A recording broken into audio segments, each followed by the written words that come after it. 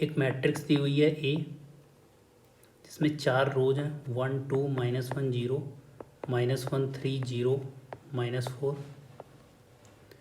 2 1 3 -2 1 1 1 -1। इस मैट्रिक्स की हमें रैंक निकालनी है, rank of A. Use row reduced echelon form. So row reduced echelon form क्या होती है? एक पाइवट होता है, उसके नीचे सारे जीरोज, फिर लेट सपोज यहाँ पर एक है तो उसके नीचे सारे जीरोज। तो जितनी नॉन जीरोज रोज होंगी इस इक्लियन फॉर्म में, non zero rose, that will form the rank of A. So first this is 1, यहाँ पर ऑलरेडी 1 बना हुआ है तो उसके नीचे 0 बनाना है, तो R2 + R1 कर सकते हैं। यहाँ पर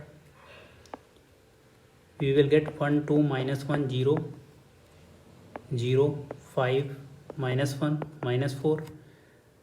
अगेन यहाँ पर R2 - 2 R1 कर सकते हैं, this will be 0 1 -4 that will be -3 3 -2 that will be 5, here it will be -2। Again यहाँ पर R3 - R1 कर सकते हैं, तो इसके नीचे यहाँ पर सारे जीरोज आ गए इस कॉलम में। अब R3 - R1 है, 1 -2 दैट विल बी -1, यहाँ पर 2 और यहाँ पर -1।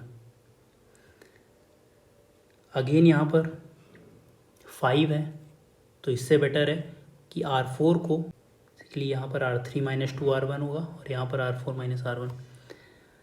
अब यहाँ पर हम कर सकते हैं कि R4 इस रो को सेकेंड रो पे ले जाएं और सेकेंड को मतलब इंटरचेंज कर सकते हैं।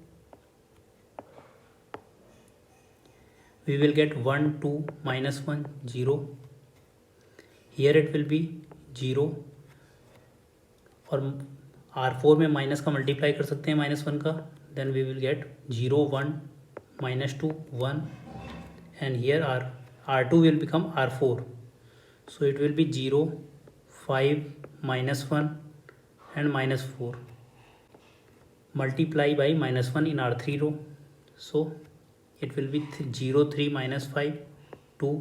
नाउ हियर इट इज़ 1 और उसके नीचे सारे जीरोज हो गए। अब नेक्स्ट जो 1 है उसके नीचे सारे जीरोज करने हैं, तो एक यहाँ पर पाइवट ये आ गया, दूसरा ये, इसके नीचे सारे जीरोज करने हैं। So we can do R4 में 5 टाइम्स R2 को सब्सट्रैक्ट कर देते हैं, तो here it will B 5 - 5 0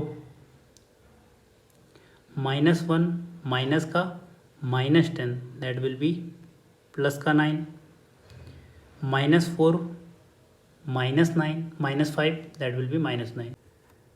now next pivot इसे बनाना होगा, तो इसमें R4/9 कर सकते हैं। सो हियर 1 -1 लिख सकते हैं, here it will B 1, here it will B -1। Then we will do R4 - R3, so it will be 0 and it will be 0। तो यहाँ पर हमें 1 मिला, उसके नीचे सारे जीरोज, 1 मिला उसके नीचे सारे जीरोज, 1 मिला अगेन थर्ड रो में उसके नीचे सारे जीरोज। तो यहाँ पर नॉन जीरो रोज कितनी आ गई? 3। So rank of A will be 3 and this matrix is called row reduced echelon form, क्योंकि यहाँ पर हमने केवल रोज का यूज़ किया है to alter the form of the original matrix.